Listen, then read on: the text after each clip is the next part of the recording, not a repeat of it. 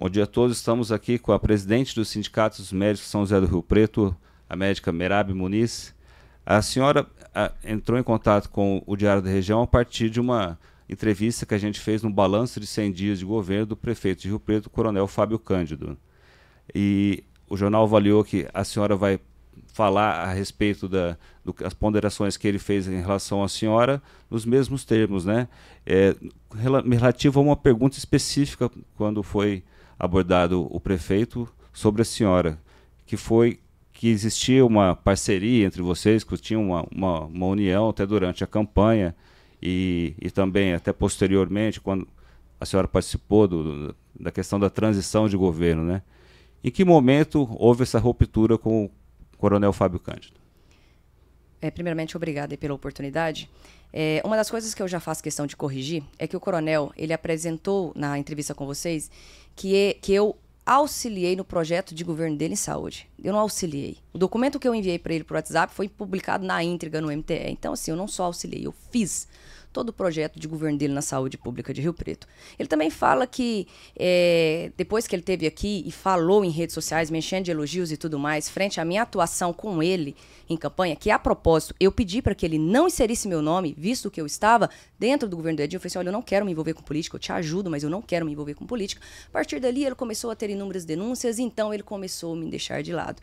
O que é outra mentira. Infelizmente, esse governo, eles tentam jogar mentiras para fazer uma narrativa totalmente com uma situação de inverdades. Para se ter uma ideia específica disso, não só continuei atuando com o coronel, fiz inúmeras reuniões com ele, mas essa reunião a qual vocês apresentaram aqui, ela foi feita em abril. Eu trago aqui para vocês, inclusive, que em novembro, depois que eu falei para ele que, e insisto nisso, que ele gosta de jogar, que tudo isso eu estou fazendo porque eu queria cargo de Secretaria de Saúde. No dia 5 de novembro, eu mandei uma mensagem para ele, o qual eu falo, inclusive está aqui, a câmera é essa, né?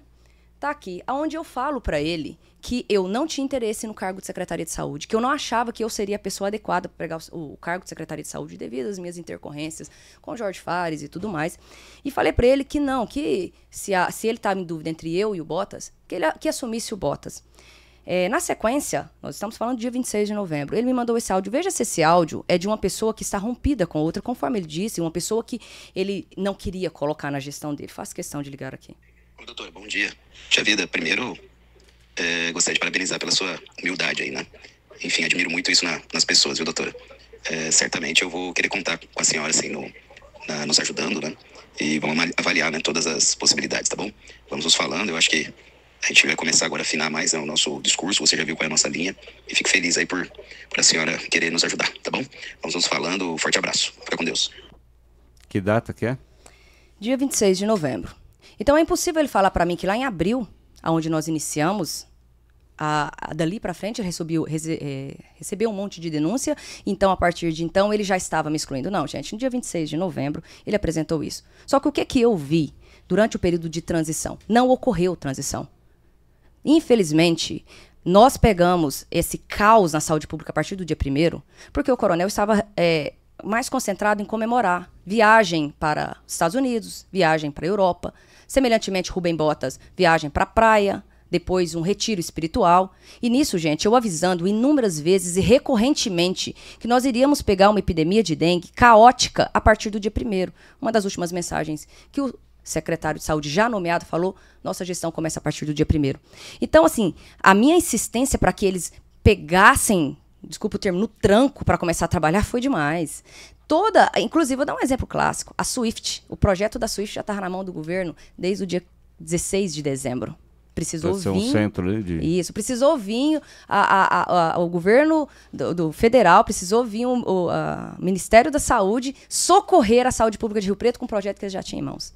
Então, dá para ter uma ideia, mais ou menos, do caos que foi o período de transição.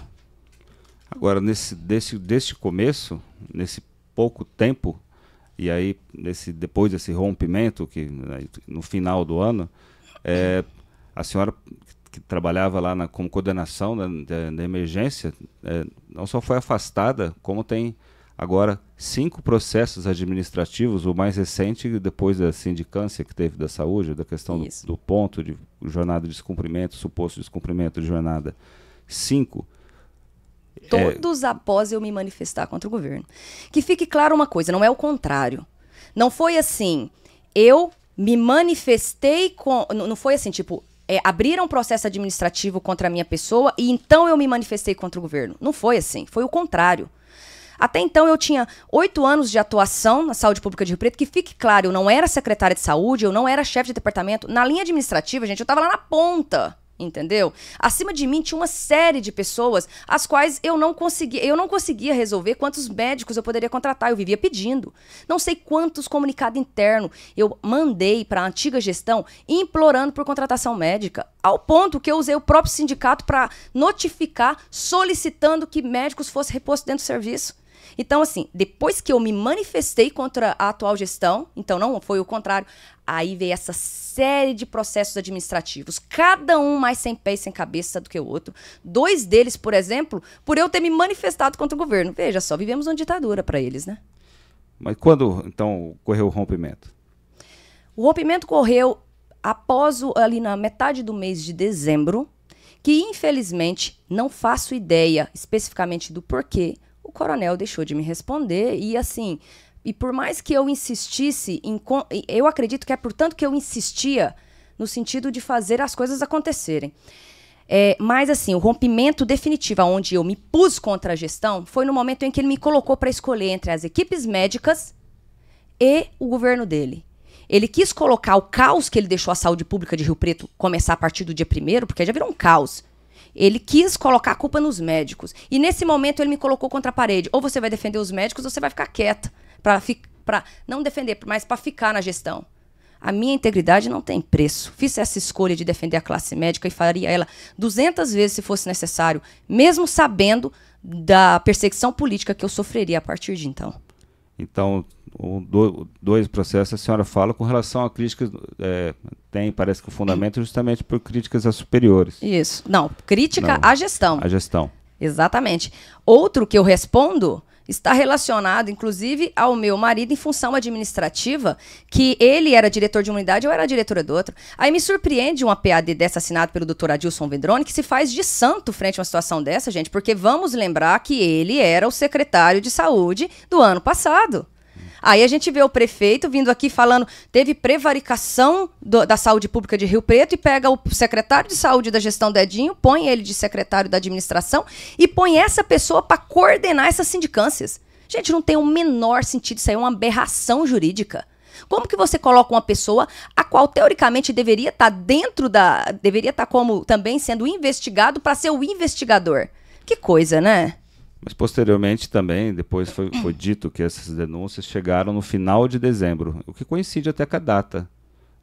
Aí questão de, a senhora falou mais do rompimento, vamos dizer que em novembro ainda eu não estava envolvida. Para você ter uma ideia ideia de quanto eu não estava envolvida, fiz questão de fazer essa pergunta para o Anderson Branco, porque tudo começou com ele, na tribuna dos vereadores. Eu falei assim, Anderson Branco, quando você apresentou as denúncias que chegaram até você, o meu nome estava inserido? Ele não estava, Merab. Na tribuna ele confirmou isso, porque o meu nome não estava inserido.